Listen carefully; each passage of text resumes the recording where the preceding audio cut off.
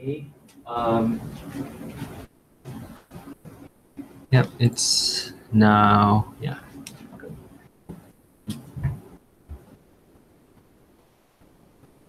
Okay, let's start. So we started with one of the topics that was covered in the last 3 lectures was actually about discrete and censored dependent variables. But before going to that, before reviewing all of that, I would like to give you some background knowledge about generalized linear models, which is called GLM.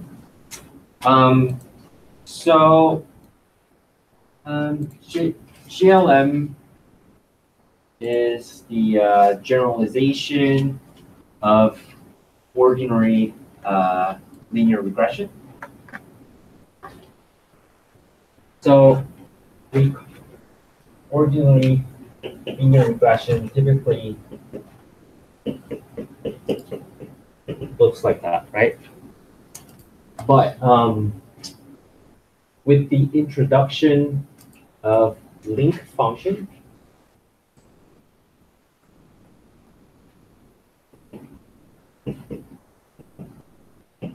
the OLS is now generalized linear models. So this link function can be logit, probit function, or tobit function, etc., etc. What does link function mean? Yeah, I'll get to that. Yeah, so basically to put yi in a specific function, you are basically like specifying the range of that instead of putting it as just unlimited y variable.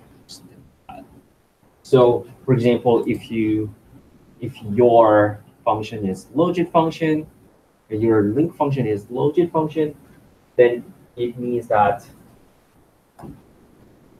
it's now considered as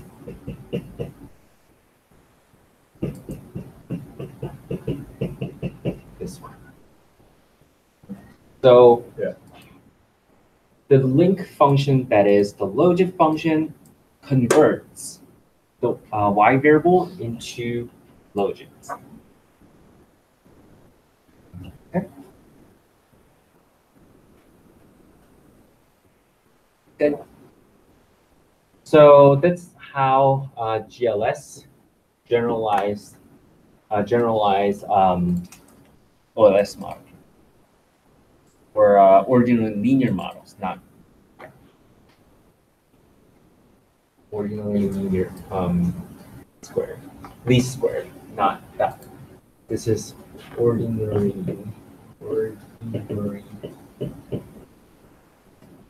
linear models, not OLS. Not, yeah, OLM, sorry. Sorry about that. GLM, this is GLM. Generalized linear model. Good. The estimation method should be MLE, maximum likelihood estimation, not OLS.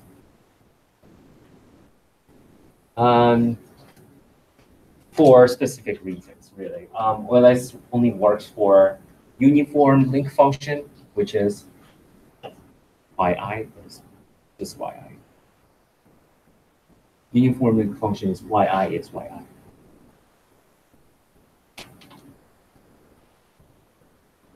Good. Good. This is a really helpful background knowledge to understand what's really going on with the topics and stuff like that. So I think it's really helpful. The estimation method is not just MLE for this case. There is Bayesian inference and other estimation methods that can be used basically. But for the most typically MLE is used for now for estimation of these parameters, B0, beta 0, and beta 1, and stuff like that. And a merit of using this link function is that y does not need to be normal. So that means that you can analyze discrete and sensor-dependent variable, which has a certain range, right?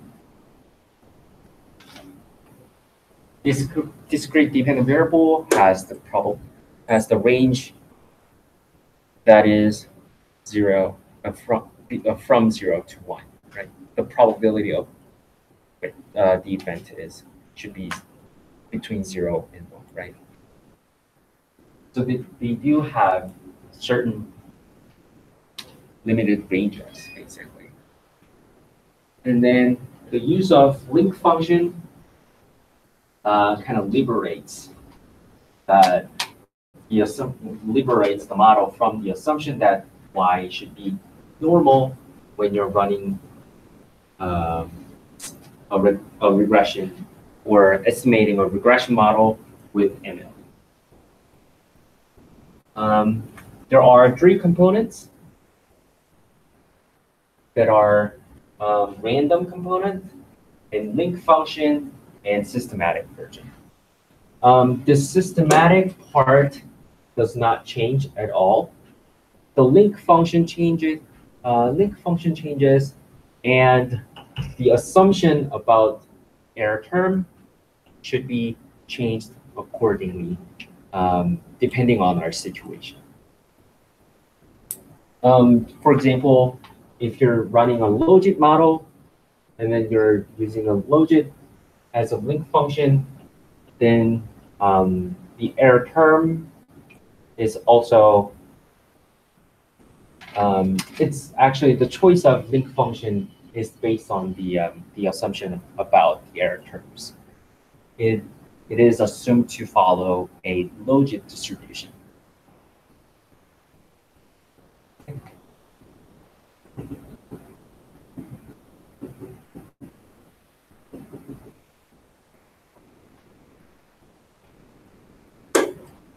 So what is different from ordinary linear regression or linear models is that you have a wider variety of choices in the assumptions of the random component and the link function. Yeah. So you said that the systematic component doesn't change. Mm-hmm. And then which one did you say changes based on your situation? So your assumption about error term is now changed. It's not normal anymore. It's not assumed to be normal anymore. It is assumed to follow a logit distribution, and the link function also changes. That is the logit function. Okay. Yeah.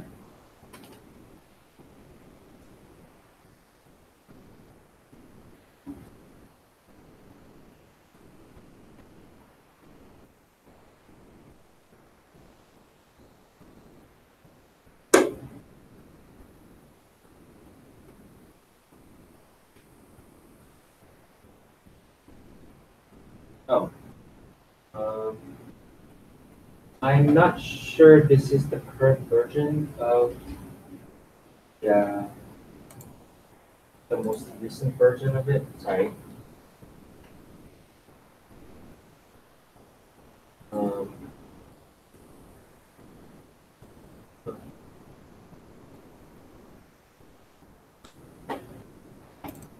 Oh, sorry. Yeah, this is the one that is posted on the course website is the latest version. Sorry. Yeah, this slide is same. Slide is same. Let's move on. So we are are talking about discrete and censored dependent variables specifically now. This model should be used when the dependent variable is categorical or censored. So the link function should be adopted for the proper representation of the range of the variable. For example, if y variable is categorical or divorce or something, then the probability of divorce would be the dependent variable, right? And then the probability of the dependent variable, of the probability of divorce would be ranged between 0 to 1. Right? So the link function should be adopted for the proper representation of the range. So let me give you some examples about categorical variables. There is a binary categorical variable, for example, death. It's death or not, right? And then there are ordinal categorical variables, for example, like the level of happiness. So you can be really happy or somewhat happy and then not happy at all. They have ordinal characteristics, but they are categorical in the sense that they have some sort of limited range in a sense. And it's not, the classification is not too detailed enough to think that, oh, there is a space, we can think of it as a continuous variable. Multinomial variable is also categorical variable, an example of categorical variables. Employment status variable would be a multinomial variable. So one person could be unemployed, employed, or out of the labor market. So they have different statuses in terms of employment. They're not necessarily like ordinal. In this class, we focus on the analyses of binary variables in the class. But if you are interested, I mean, in most cases, you should learn ordinal categorical variables analyses and multinomial ones as well. But in this class, we focus on the analyses of binary variables. And censored variables also have some limitations in the range. For example, income variable with an unlimited top category means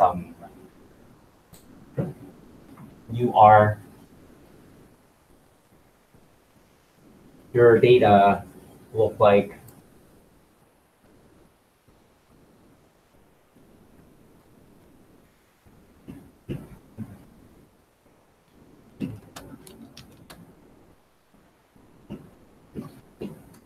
your data will look like, oh, this person earns $1 million or more. So we don't know what exactly the number is, but we just know that this value is more than $1 million. Right?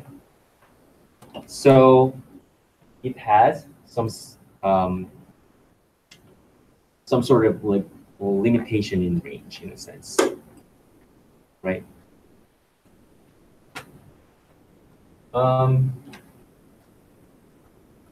So this is the things I'm gonna talk about is purely FYI thing, but I think it's really helpful to understand what's going on in the lecture. One FYI thing is limited dependent variable, the definition of limited dependent variable. Limited dependent variable is, a dependent variable is called limited when the range of the variable is restricted. It actually includes categorical and censored variables, and but these are not the all kinds of limited dependent variable. For example, there is truncation issue. Here is truncation. Truncation is different from censored variable. So truncation is when some of the individuals are missing due to the range issue. So if for those who earn more than $1 million, they're not even surveyed at all. They're excluded from the survey to protect their identities or whatever, or not.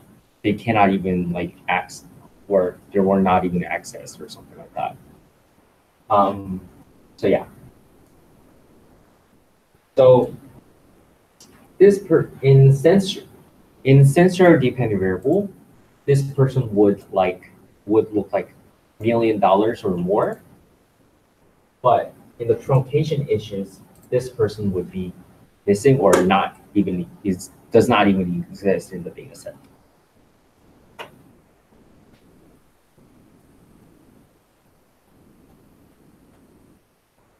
Okay. And there is also attrition issue. An example of this is sample non-response. It can be considered as censored variable, but yeah, that's another FYI. And we talked about different approaches to the postulation of the data generation process of Y variable. The first approach was threshold model. So it's about when we postulate that Y is a censored variable or it has a problem of categorical measurement, basically. So for example,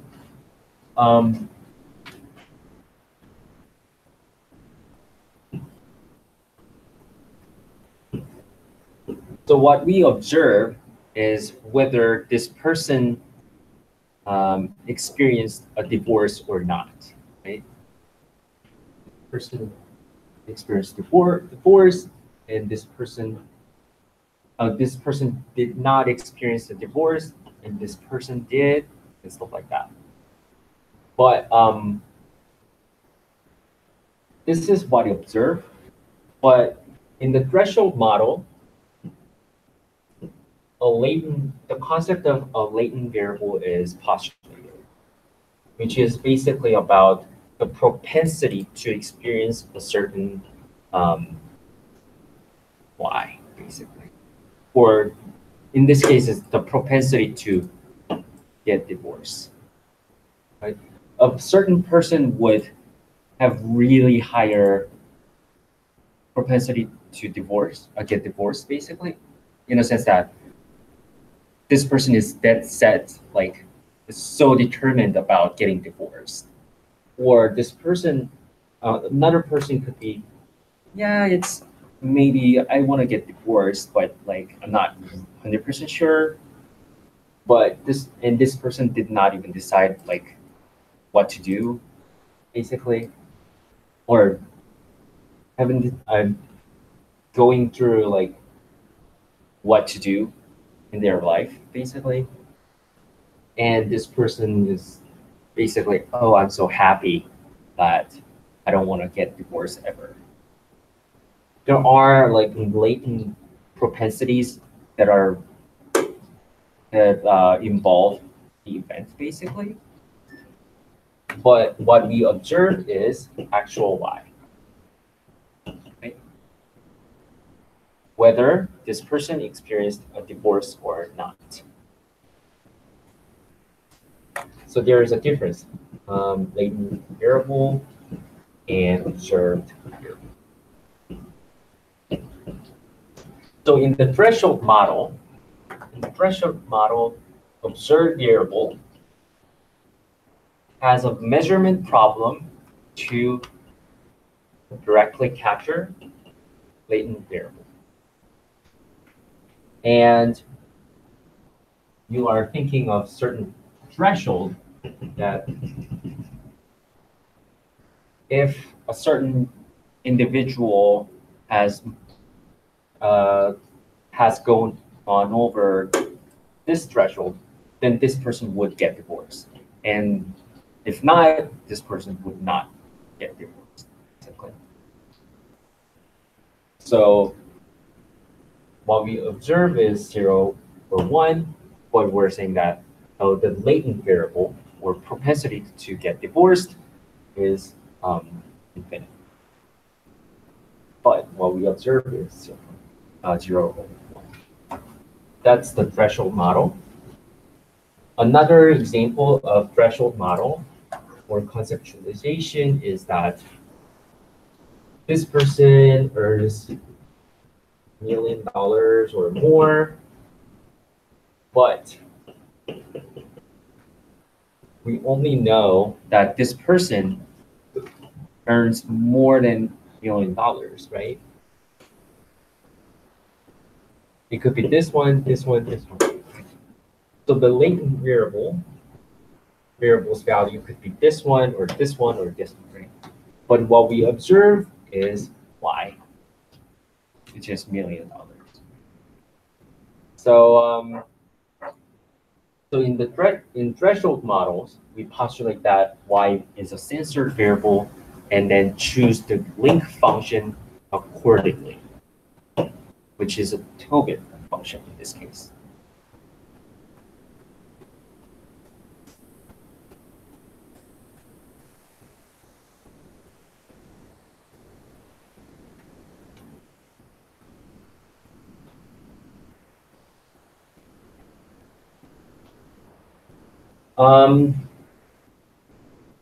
And in the second model, nonlinear probability models, when we think of Y as a truly categorical variable, so now it's the divorce is not considered based on like the latent variable or something like that. It's just like divorce or not. It's just purely like categorical variable. It is considered that, and it tries to think of a probability that determines Y, and use that probability to draw Y, to how many people would get divorced or get married or stuff like that. And we did not directly cover linear probability models, but Felix mentioned that model as well, which is basically about which is based on the assumption that Y can be treated as if Y were a continuous variable. So a specific link function is typically associated with a certain assumption here. It makes sense some cases. For example, Tobit function can only associate it with threshold models, right? So income is not a categorical variable, right? It's hard to think that. But for logit function or probit function, typically probit function is associated with threshold model, and then logit function is associated with nonlinear probability models, but it does not mean anything really. In either postulation, logit function or probit function can be used. This is all like background info that will be really helpful if you try to understand what's going on with the last 3 lectures. And which is not directly related to calculations and stuff like that, but I think it's really helpful to know all of the stuff as your background info. And this slide is as well. There are different link functions and there are different usages. For example, Tobit is used when there is a right censoring, meaning that earning is $1 million or more, and stuff like that. Right censoring means like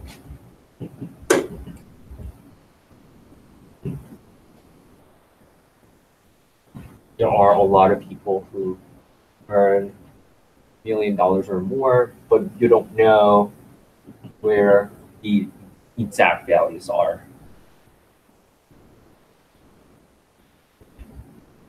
And yeah, in this case, it's probability function is used for more straightforward interpretation of coefficients compared to logit. I mean, it's still complicated, but and then scholars generally use average of marginal effect to interpret coefficients, which I'm happy to talk about in my office hours, but you don't have to know that.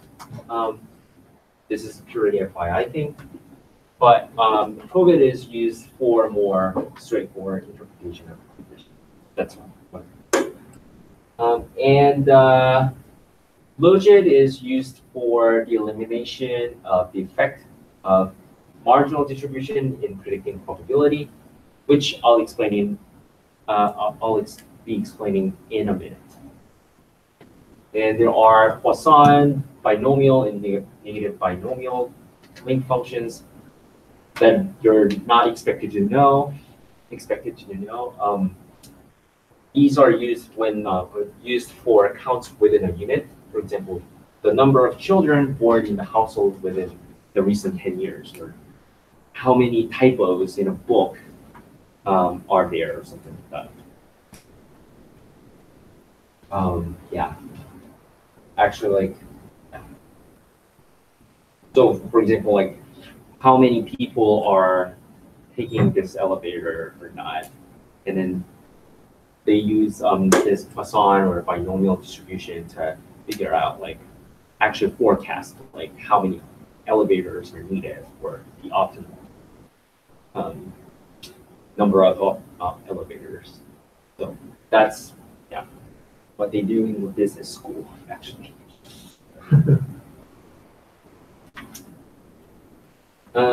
Anyways, and then so the counts are actually, should not be negative by nature. So these link functions reflects that kind of nature here. But you don't have to know that for this class.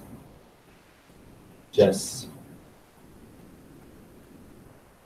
you're gonna read when you read papers, you're gonna come across a lot of like functions like that. So that's why I'm talking about that. Yeah.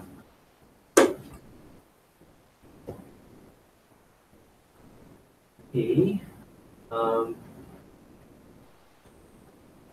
So we covered logit and the interpretation of logit regression coefficients. What is logit? Log odds, right? Logit of y means that log of odds of y. This is natural log. Log probability of y being 1 minus probability of y being 1. Sorry. So it means that, what does it mean? What does the denominator mean? Probability of y being? Why not occurring? So Yeah, 0. Yeah. This is the same thing as probability of y being 0.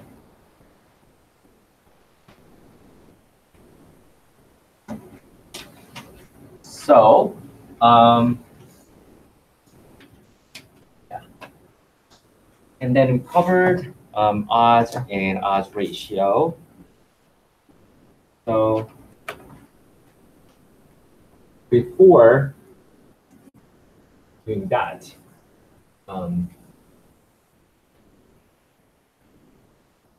so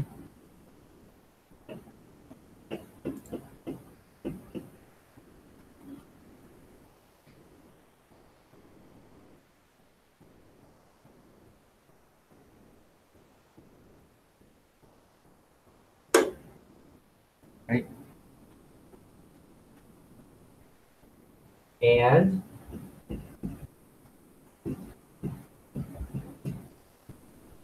if you multiply this part in the both equation, in the both sides of the equation, and it would make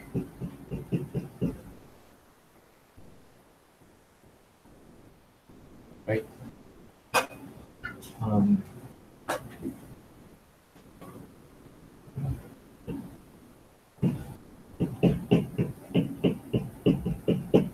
We're just multiplying this part, this side of the equation.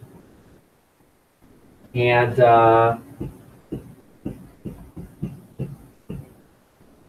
if you distribute odds part,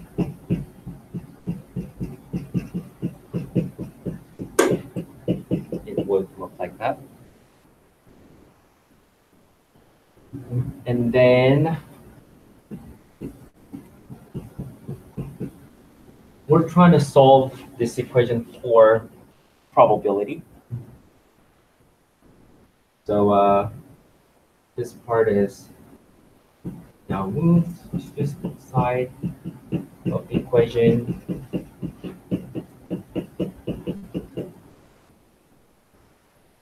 And this is odds y plus 1 p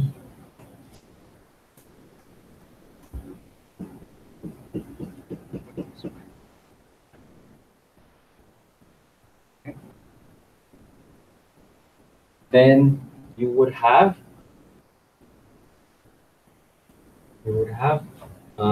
this relationship. P of y being 1 is odds of y 1 plus divided by 1 plus odds of y. Does that make sense? Yeah. Good.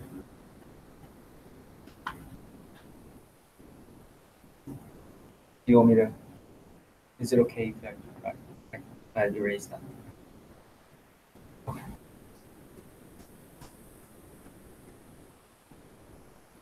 And odds ratio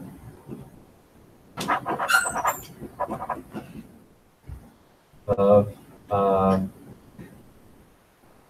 odds ratio could be defined as, for example, y.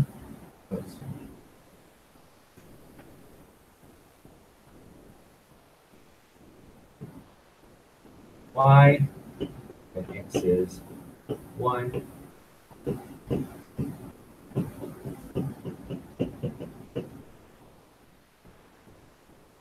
So the odds ratio is about the ratio of two odds that are odds of y when x is 1 divided by when odds of y when x is 0. Okay. So we're trying to, odds ratio is about the effect of x in this case. So odds is about the probability. It can be switched to probability, right? But the odds ratio is about comparing odds depending on the value of x. Okay. I'll give you some examples.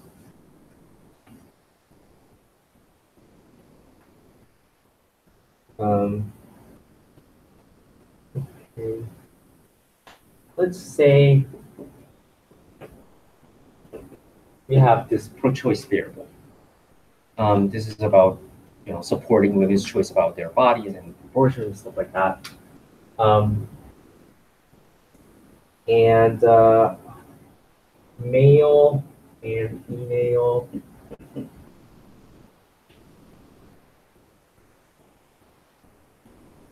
actually if male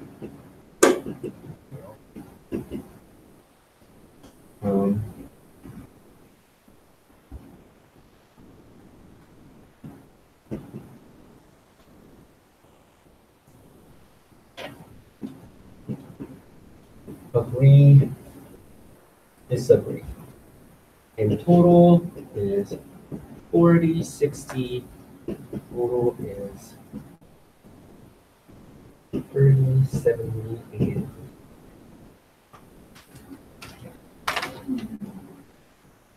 and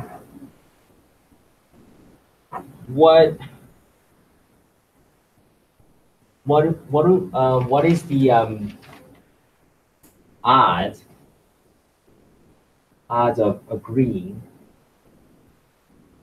among male respondents? 50%. 50%? The odds of agreeing among males? Uh-huh. Yes, 20 out of 40. So Oh, it's a 50-50 odd, right? male. Oh. Agree. Good male. Male is proportion of agree male 1 minus proportion of agree male, right? So so it's 20 divided by 40 minus 20. So it's 1. Odd is 1. Which is proportion agree male is 20. Sorry. Let's see. Good. Yeah. So odds of males agreeing is 20 divided by the proportion of disagree. Gotcha. So the odds is basically the proportion of something happening divided by the proportion of something not happening. Right. So 1 is even odds, essentially. Yeah, in any yeah, scenario. yeah. Okay. Okay. Yeah, there is equal odds. Essentially. For women, what would be the odds?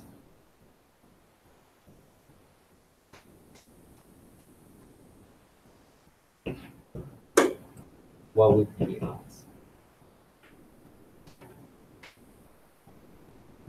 1 over 5.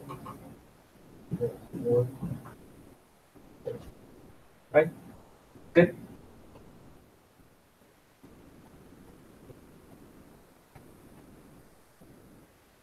So, in odds ratio of agreeing of males compared to female respondents would be odds agree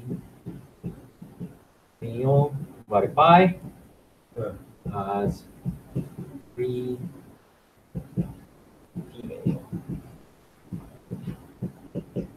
which is 5. 1 over 1 over 5. Right, 1 over 1. So could you interpret that as saying that females are 5 times likelier to? Yeah, so likely would be the expression you're looking for, not 5 times. You cannot say it's the probability is 5 times higher. Right. This is not probability. This is odds. Right. The proportion would be directly the same concept as probability. So it's really, you have to be really extremely careful about like saying probability when you're actually doing odds. Right. So you couldn't say 5 times more women are pro-choice. You would say women are 5 times likelier to be pro-choice. Right. More safely, you can just say odds are 5 times.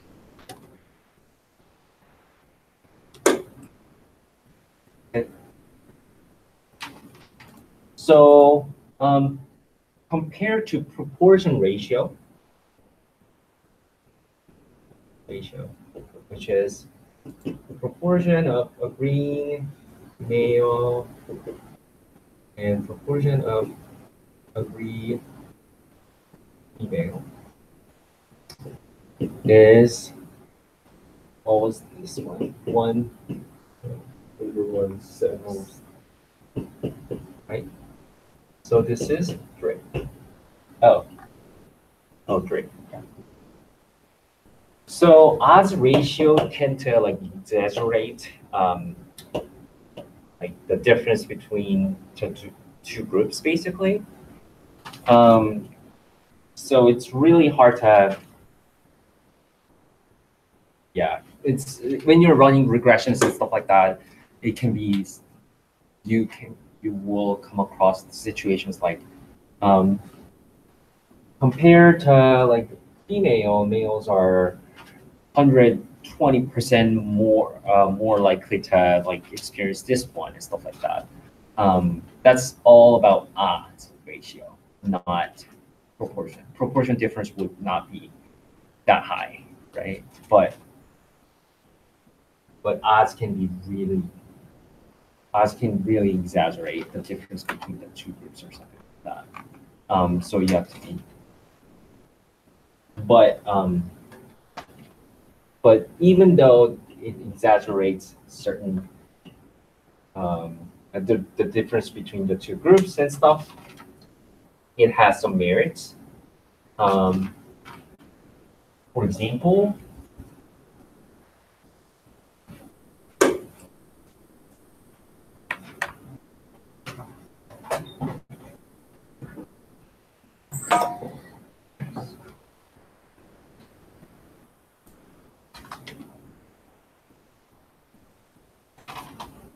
seven, 1,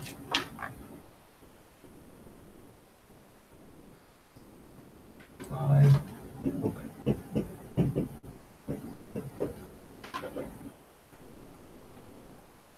Oh.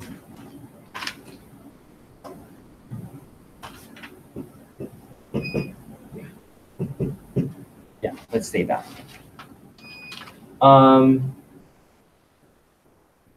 Yeah. Odds ratio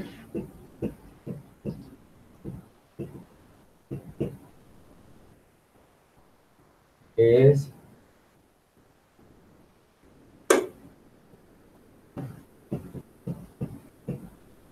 which is 5. Odds ratio of agreeing of male respondents compared to female respondents. Odds of agreeing among males is 77 divided by 7. And then for female respondents, it's 11 divided by 5. So odds ratio is 5, which is same as the previous table, right?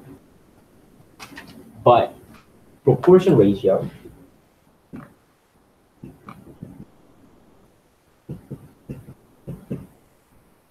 is 77 divided by 84, and then 7. Right. Which is different from the previous table.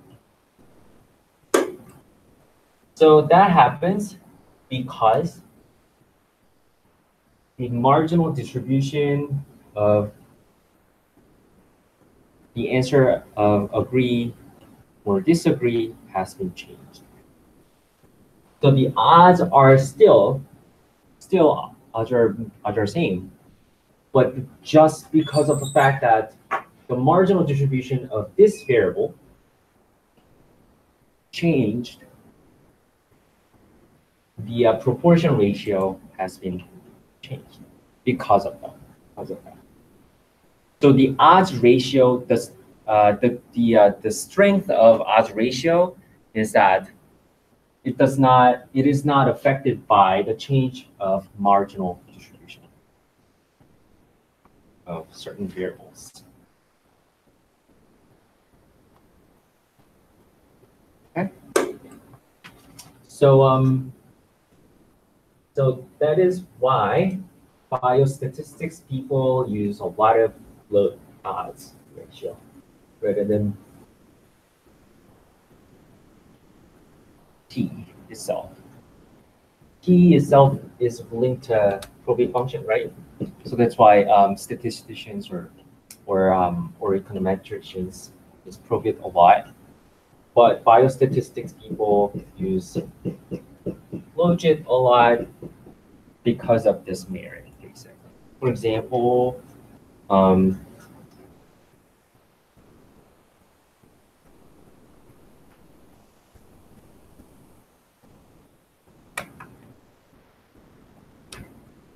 disease, no disease, pill, no pill.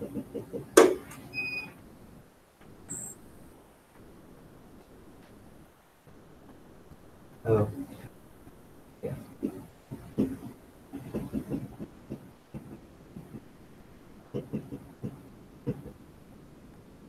Okay.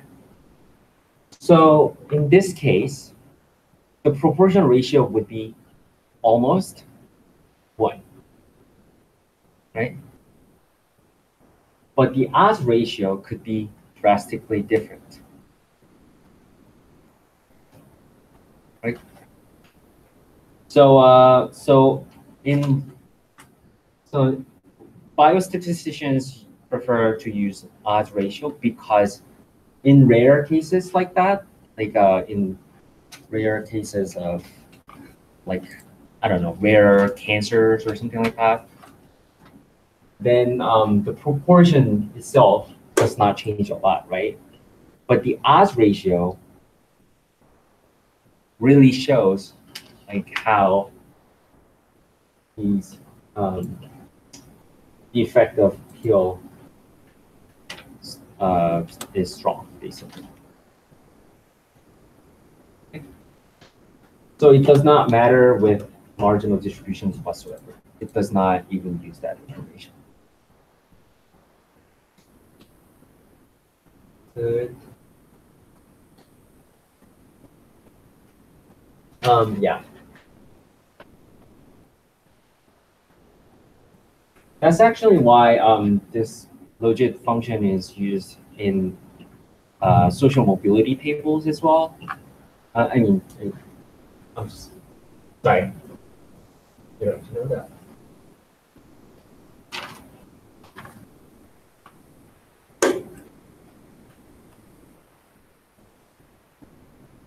And there are two ways to interpret logit coefficient, logit regression coefficient.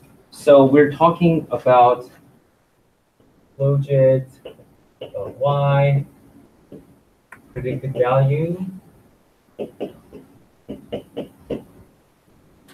Okay.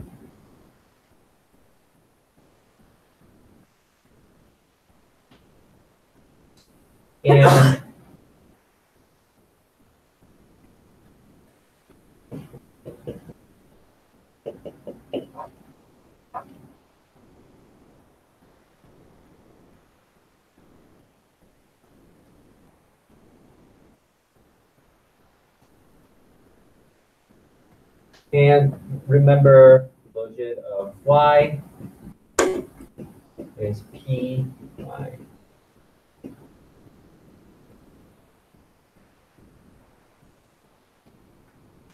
So let's say beta 1 is positive.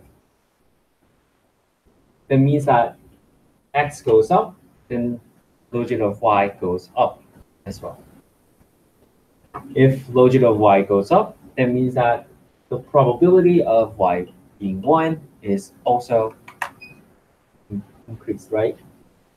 It's that increase, that means that probability of y being 1 is increasing, right? That automatically decreases this part as well, right? Does it make sense? So based off of calculation of logit y hat, you change the formula to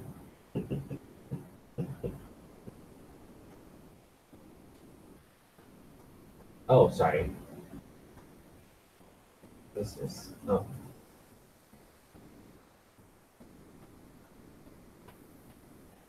Log of log of one. Sorry about that.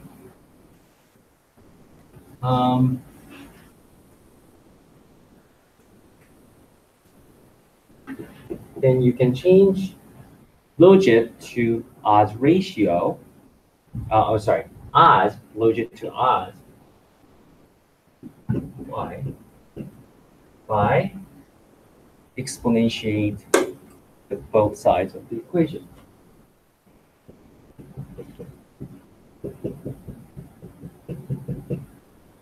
Okay.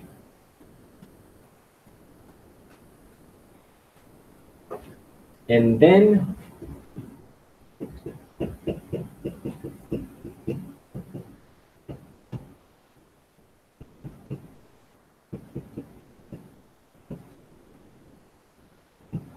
we can use that formula.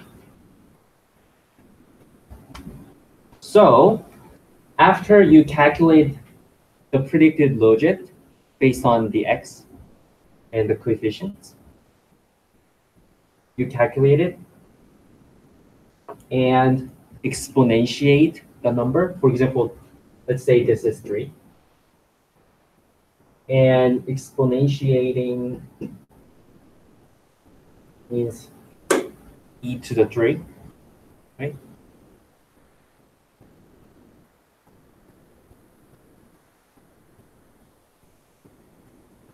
Good. And you are saying that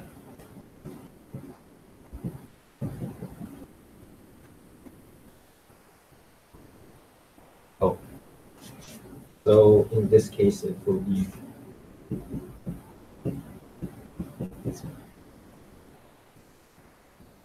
okay. So it can be rewritten as, actually it can be rewritten as odds of y is e to the b0 plus b1x, right? E to the b0 plus x.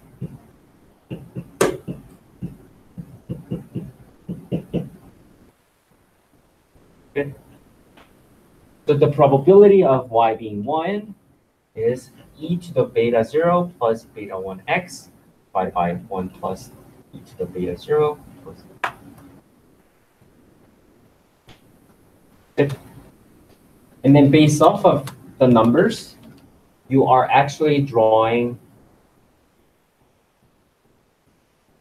all the numbers, all the dots, and then just smooth it out. And then it would be the graph of predicted probability, depending on the x. So this is the regression line you would get.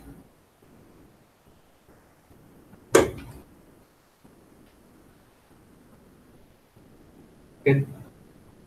So let's say x is 40. Then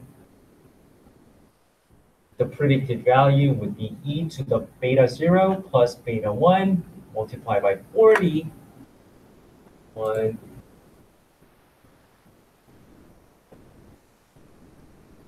multiplied by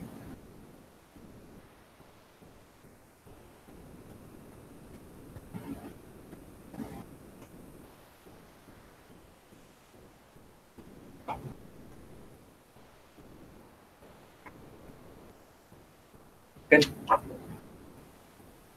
Questions?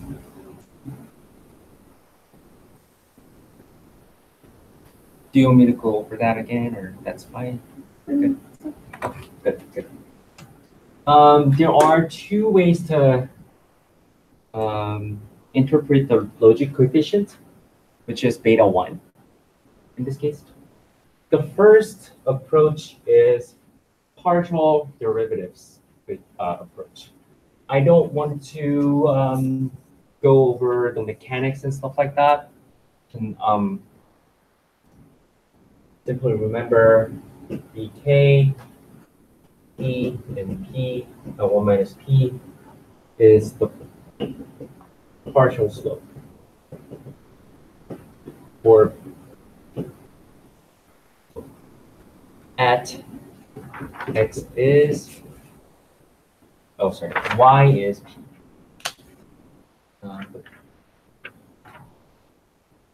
The probability of y being 1 is p. So for example, when beta coefficient is 0.3 and the p is 0.7, which means that you have the regression line, or regression results that says beta 1 is 0.3. And p, what is the partial slope at the probability, the predicted probability of y being 1 is 0.7. So the answer would be 0.3, this one. How would you interpret this number? So you would say a slight change of x is associated with this amount when the predicted value of the predicted probability is 0.7. So it reflects the fact that slope is really steep in the middle part of the predicted probability distribution, not relatively here, not so much here, right? Or here. So the slope can change depending on the predicted probability level that you're looking at. Good. And the second approach is change in predicted probability, or discrete change approach.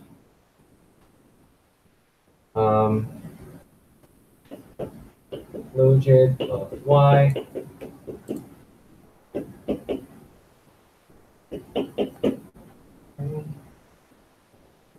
and let's say we increased x by 1, and now there is a new predicted logit, that is logit y at prime. And the difference between logit y at prime and logit y at is beta 1, right?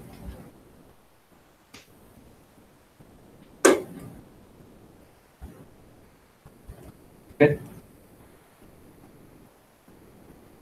Logit is natural log of odds of y. Log of odds of y.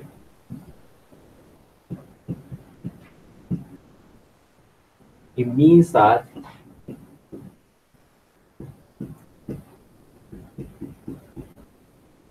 divided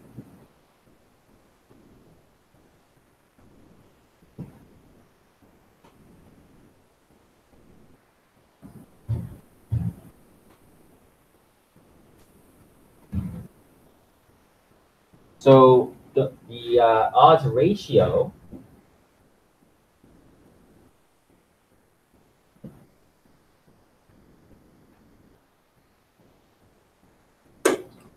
odds ratio of x being x plus 1 compared to x being x is now e to the beta 1. right? As x increases by 1 unit, the odds changes by e to the beta 1 times. Okay, does that make sense?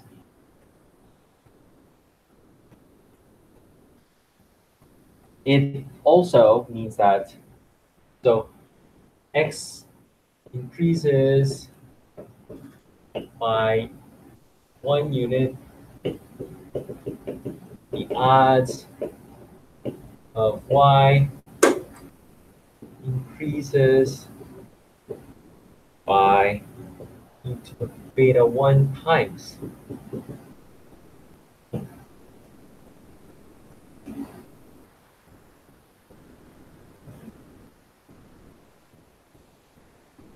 It is also same thing as e to the beta 1 minus 1% change. For example, if this is 1.3, right? X increases by 1 unit, the odds of y increases by 1.3 times, means that it increases by 30% change. Increases by 30%. So that's why it's minus 1 e to the beta 1 minus 1 and multiplied by 100%. Good. Yeah, if you read papers like that, you would come across these kind of interpretations all the time. From what I know of, partial derivatives change are not really popular in the interpretation of logit models, but you're gonna see this interpretation all the time.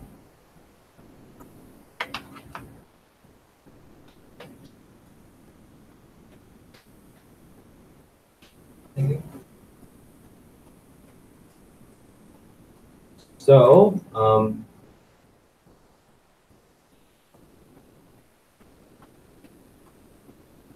I should make some notes. The first one is report predicted values in your paper in different scenarios that are plausible, that are determined by your measurement of variables, really, based on your data generation process of your conception. Sometimes it's dictated by the measurement of variables in the data set, but yeah. I'll demonstrate like what I mean in a minute with a state of practices, or with examples, really. And the second note is unobserved heterogeneity affecting the regression coefficient. So unobserved heterogeneity can affect the regression coefficient or logit coefficient when you're using logit, basically. Even if it's not related to X variable. So we learned like if unobserved heterogeneity or unobserved variables affecting y and x and y at the same time would the regression results biased and stuff like that, right? But even if this is the case, logit coefficient would be biased, basically. In OLS, it's not biased, right? It does not matter with this one. But in this case, in logit's case, the regression coefficient between regression coefficient of y on x would be biased. That's because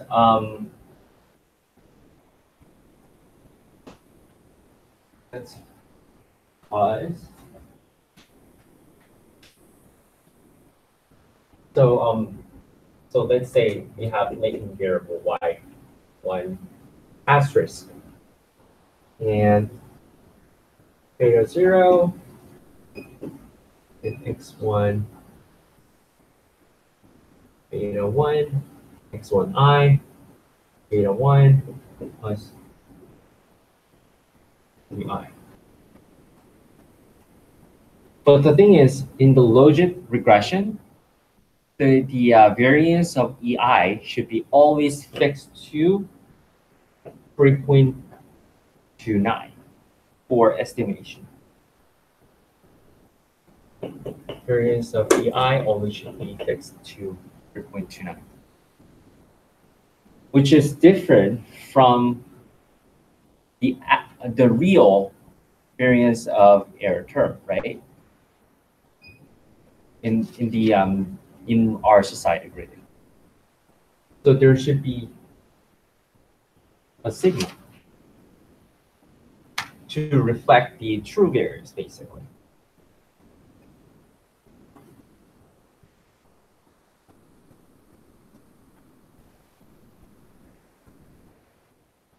So,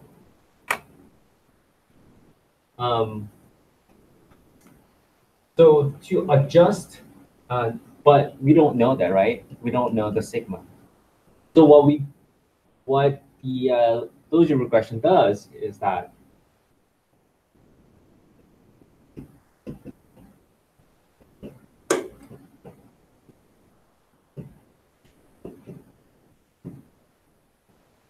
to fix the variable of error term to 0.29, it kind of scales all the variables, including this one, scales all the variables to reflect the true variance. Okay.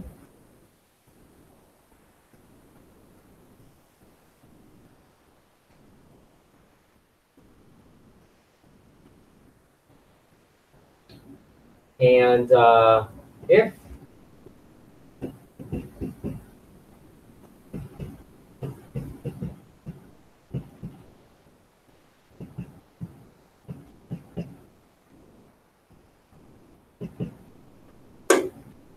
this is the true model,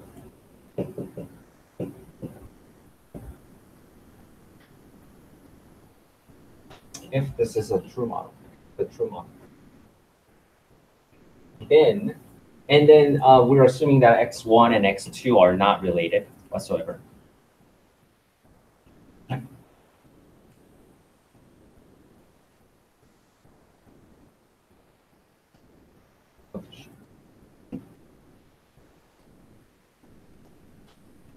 And if we omit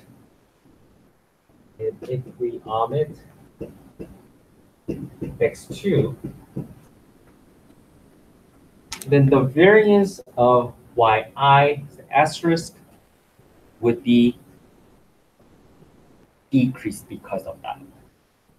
Because basically this is always fixed, right? This part, the variance of this error term is always fixed. But then again, if this part gets omitted, then the variance that was explained by x2 are gone. So the variance of this term gets smaller.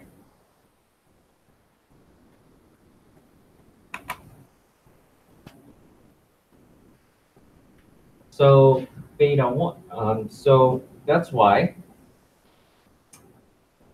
B1 is the true parameter, a true coefficient of x1 variable multiplied by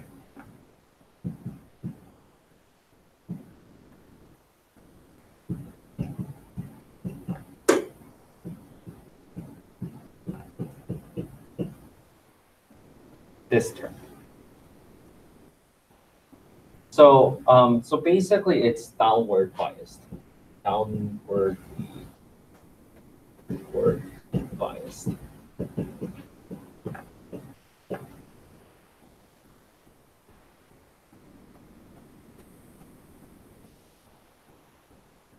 if you find it really hard to understand this thing, I suggest that you read the Mood article once again. And if you still have questions, I'm happy to answer your questions in my office hours. So it can be a little confusing, but it's really important to understand the logic models.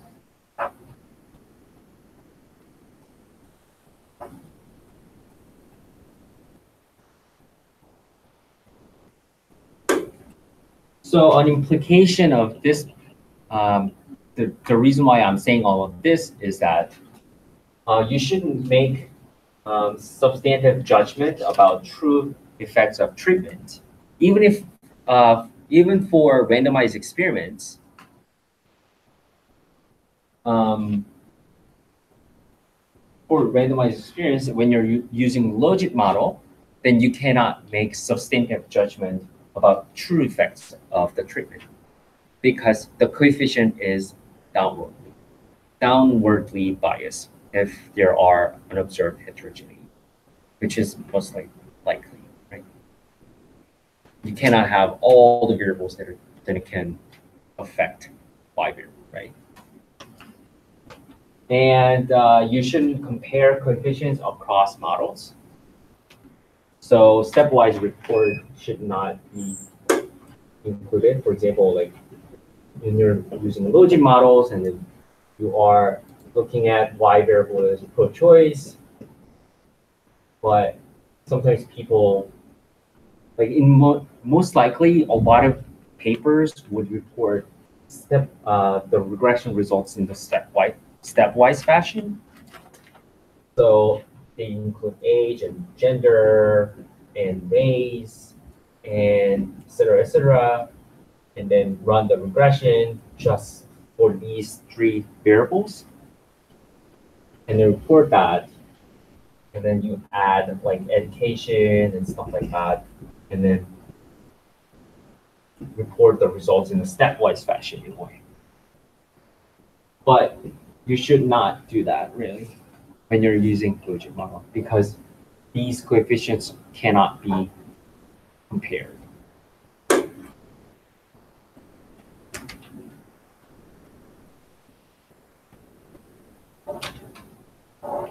Okay, good. Okay. And you shouldn't do subgroup analyses as well, or you should compare like different time points or time points or different like subsamples and stuff like that when you're using logit models.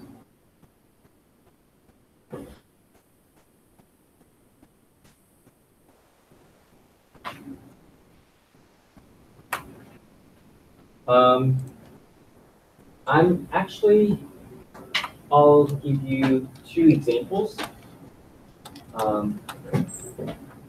The first one is Schwartzman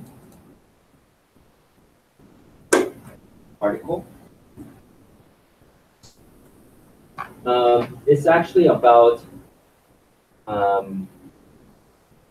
the argument of the paper is basically that for interracial Brazilian couples, more educated couples or parents are more likely to see their kids as white. So it's about social construction of race, and it adds to like, the literature of money whiteness.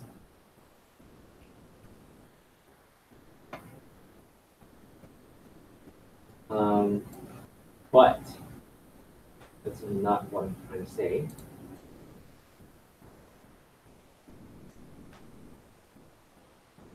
So it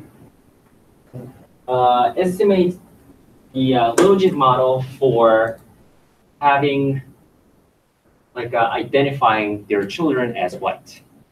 It's about logit model of identifying their children as white. But they this Schwartzman conduct the subgroup analysis. So for the subgroup analysis for black and brown mothers and for black and brown fathers, basically. They're separating these subgroups. And then you should not compare the coefficients to each other when you're using logit. And then you should not report stepwise. You should not report logit coefficients in a stepwise fashion like that. So it does not do a good job in using a logit model. But when it does do a good job in reporting the predicted probability of in like different specific scenarios. For example, so the logistic regression results are pretty confusing because it's talking about odds, right? It's not talking about the predicted probability per se. So it can be a little confusing in a way. So to prohibit that confusion, you should always report like the predicted probabilities for specific scenarios. For example, for those who got college education, the predicted probability for black or brown mother having a white child is 0.36 basically.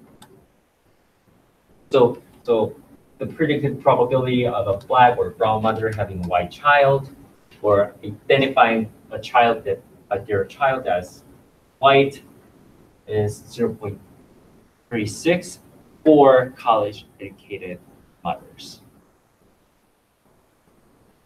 Okay. So it's basically calculating the logit, the expected logit, based off of all of the coefficients and stuff. You have the coefficients, right? And then you calculate the logit, for example, like 0.2 or so. And then based off of that, you are predicting, you're calculating the predicted probability of, say, identifying their children as white. Good.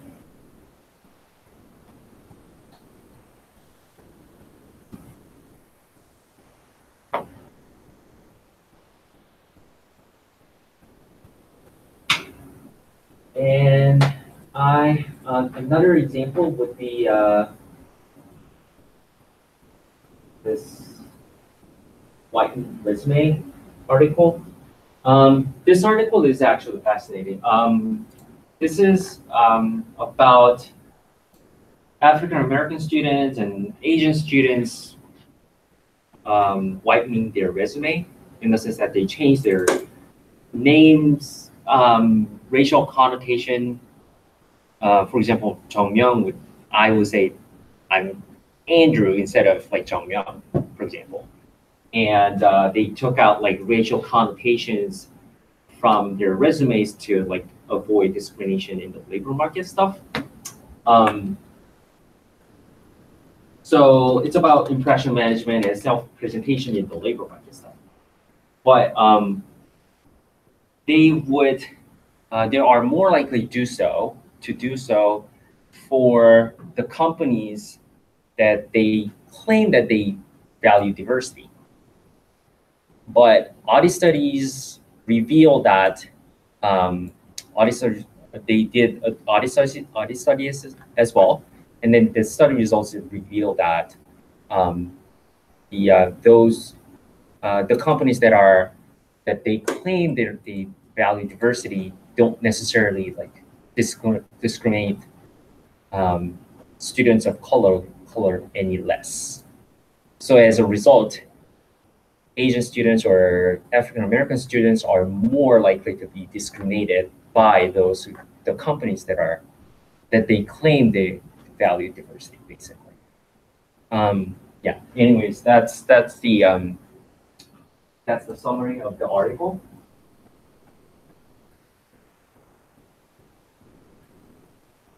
And then the audit studies,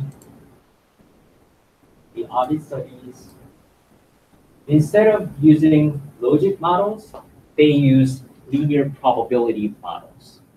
Linear probability models, the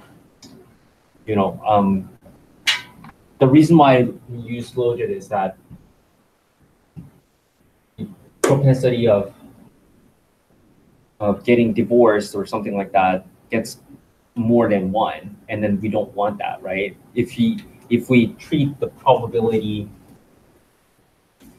as if it's a continuous variable, then it would easily go more than one or less than zero, right? That's the problem.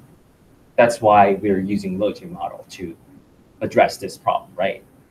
But linear probability models does not bypass this problem by using logic link function, and they have specific technique to like address this situation. And I think the reason why they didn't use logic model is that with logic models, you cannot really identify the substantive like logic coefficients in terms of like the effects of treatments. And then this is about audit studies models, and then which is kind of an experiment, right?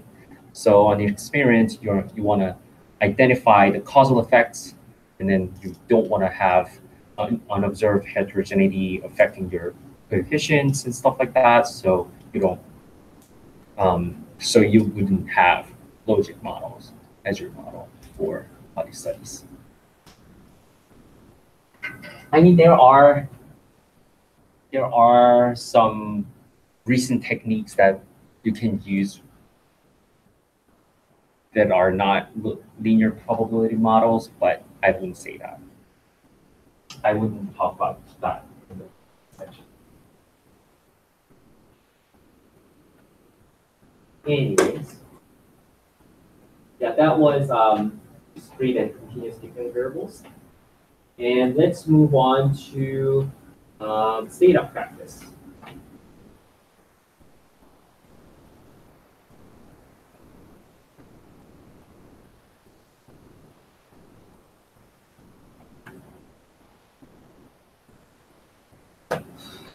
So download, go to the course website and download the materials in week 10 folder and open all of them.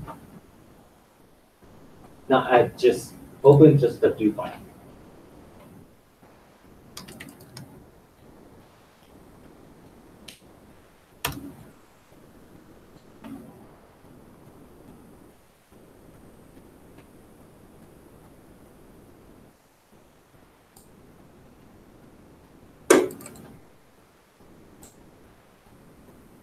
Okay. Good, good, all good. Yeah, let's start. Let's start with OLS regression. The exit command right after the OLS regression section and execute it. Oh, I should have changed the directory.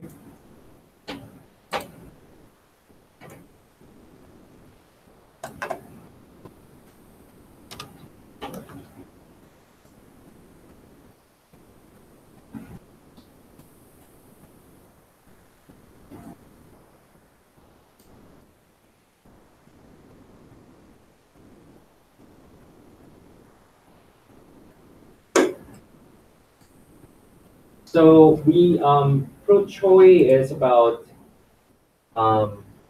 whether you support pro-choice rights, basically.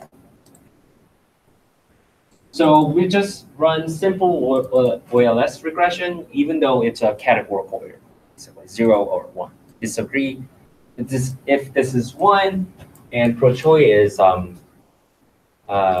if pro-choice value is 1, then you're saying that, oh, I support pro-choice, basically. If it's 0, I do not. And the independent variables are age, gender, race, and education. And even if we this variable is a categorical variable, we treat this variable as if it were a continuous variable. The interpretation would be really tricky.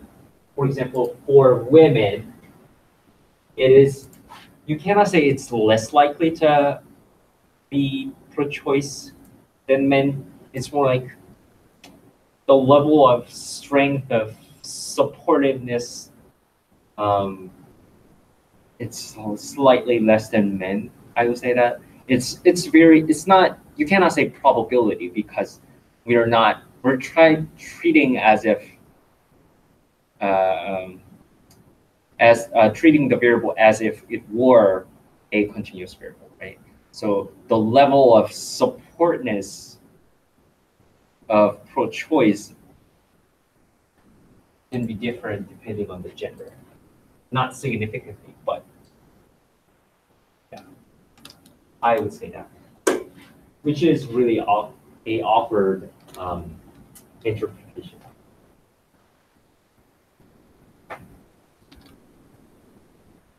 And margins command shows you at what each value. So education is 0, parentheses 5, and 20, right? So at each education level, which is edu 0, 5, 10, 15, 20, you are calculating the predicted y, basically, and then report the results as a paper. And means you are setting all of the other variables at their means, basically. So if you look at the results, age is set to be mean, and then female variable is set to be mean, which is not a good way to present your predicted probability and stuff. This is not a good way to report your results, by the way. And education is set to be 0. And then based off of this x values, and you know the beta coefficients, you are calculating the predicted level of y. Okay. And the second scenario is where education is 5, 10, 15, and 20. And then you would have 5 scenarios. And then you would have this predicted level of y, depending, that vary depending on the situation. And margins plot command would give you the graph based off of the margins command's results. So when highest year of school completed is 0, which means that you did not get any formal education, the linear prediction is below 0, right? Which makes the interpretation really awkward, right? Because it should be either 0 or 1, right? But somehow it's less than 0, which is really weird. So this is a problem of OLS regression. And then when education is 5, the level is almost 0.2, and et cetera, et cetera.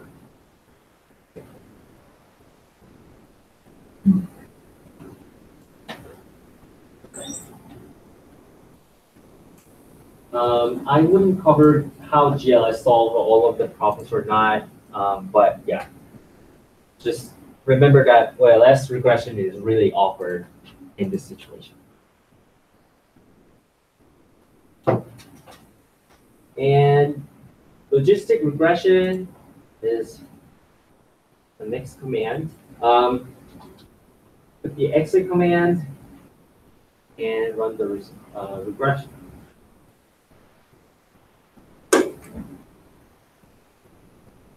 So now we're running a logistic regression. And the coefficient means that means odds ratio when x is changed by 1, increased by 1. Yeah. So the odds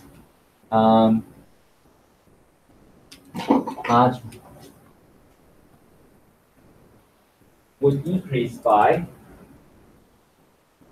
0.075198. Or sorry, logit decreases by that. Logit.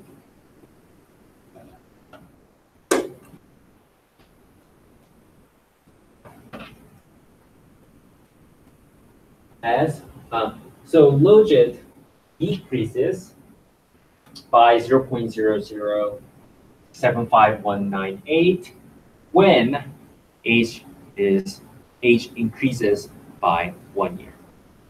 That's what it's called. Of course, it's an association, not causation.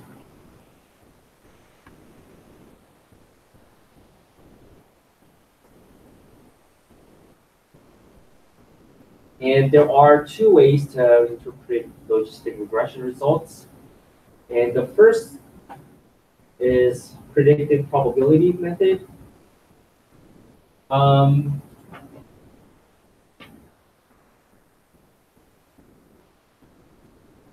Or discrete change method, really. So I would not cover all of the commands, components, and stuff like that, but you can simply like plug in the variable right here, educ, or if it's a factor variable or categorical variables, then you can simply specify the category you want to look at. 3 means other race. So because 3 is labeled as other race. So 3 dot other race means other race's coefficient.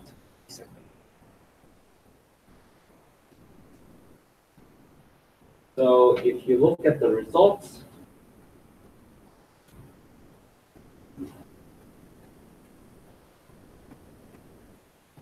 then the results suggest that as education year goes up by 1 year, the odds of pro-choice would increase by 16 point something %. Okay. Good. So notice that this is not percent point change. So education gets increased. Education, for example, this is 5, and then education gets increased 6, and predicted probability was changed. Let's say predicted probability was 20%, and then the predicted probability is not 36%. Right? 16% of 20% is 0.2.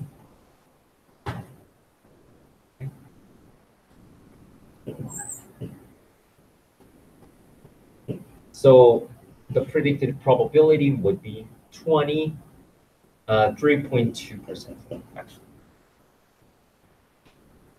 Does that make sense? So if the predicted probability of predicted probability at education is 20%, then 16% of 20% should be increased. So this is 20%, right? 0.2. And 20%, 16% is 3.2. You can simply add 3.2. So 16% is not 16% something point increase. If this is point, then it should look like that, right? But it doesn't. It is not.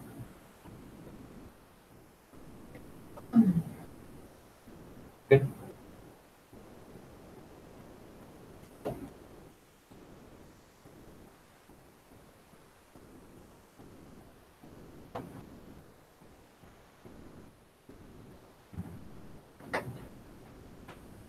And you should report the predicted probability for specific scenarios. For example, margins at 80 is 40, and education is 12, and female is 0 or 1, and race is 1 to 3. So it means that age is set to be 40. So you are looking at the predicted probability of a 40-year-old. And in those who are college educated, and either men or women. So the predicted probability would be reported separately, right? For male and for race, it's the same. So there would be 6 combinations of predicted probability. Okay?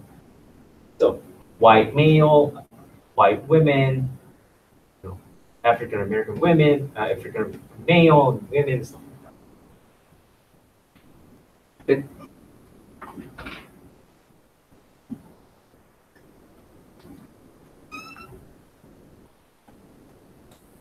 So the specific kind of situations you want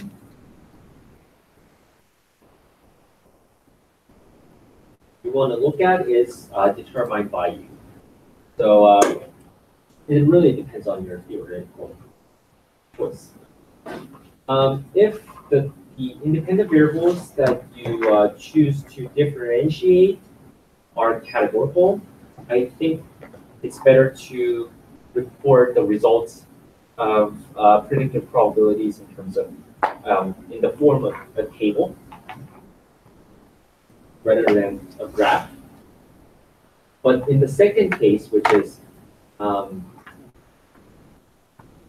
where you are thinking of a 40-year-old woman with African American identity, then you are changing the education level from 0 to 20. Then I suggest that you record the results in a graph rather than a table. Like that. So the predicted probability of the pro-choice would look like that, depending on the education level. If you push the left limit to the negative infinity, then you would almost kiss the zero, almost kiss 0 as the predicted probability. And same for this. But the feasible scenarios would be 0 to 20.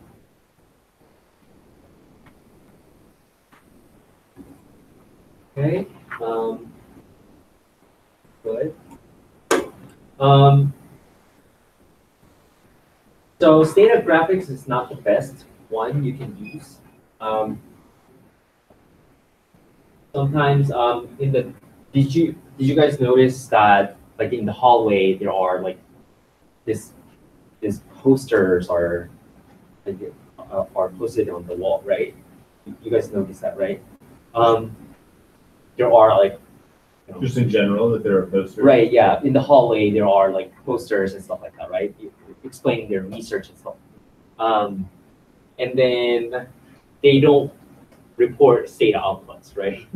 They make an Excel like graph and then just tailor all of the numbers and stuff like that to really clearly like report what they're doing basically. And then in the conference, there are like poster sessions and stuff like that. I think it's this kind of graph is really necessary to report when you're using quantitative research. So, so based off of regression coefficient, you are actually calculating the predicted probability for specific scenarios. For example, this is 40-year-old male, and flag is 0, and other race is 1. So this is 40-year-old man with other race identity, and the education level is 0. And the predicted probability of pro-choice, the supporting pro-choice is 0.08, which is 8%, which is noted right here. Okay. So you can just draw the graph out of it. And then this would be other race male. And then you're drawing another graph based off of the scenario of other race female. That's how you can report the results professionally.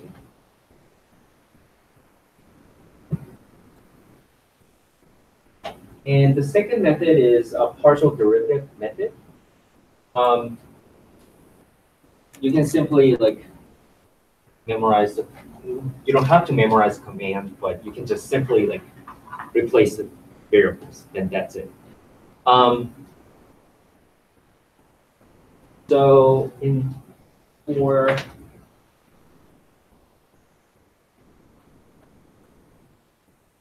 for women of other races, the predicted probability is 0.3431. So, oh, sorry, have for Choi if female is 1 and race is 3, then the proportion is actually not this one, sorry.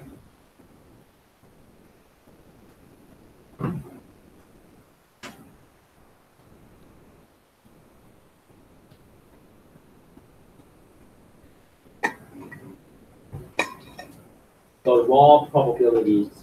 raw probability is 40% something. So for this situation, you would adjust the level of P for partial derivative method. So this is the realistic probability that you can expect, that you can think of for calculating the partial derivative. Okay. So the result would suggest that the for a slight change of x,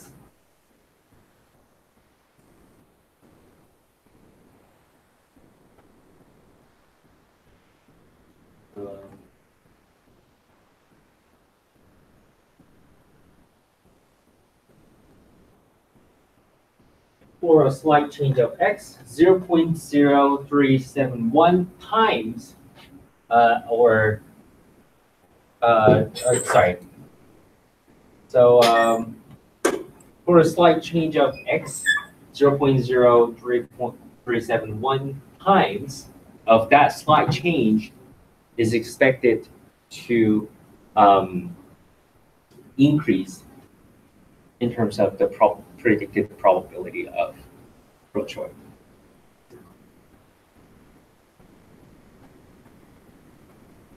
Good.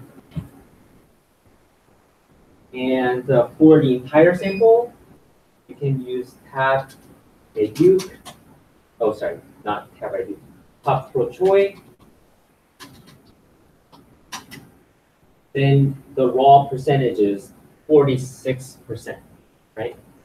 And then you can simply plug in this number in the place of P to calculate the partial derivative. Okay? Good.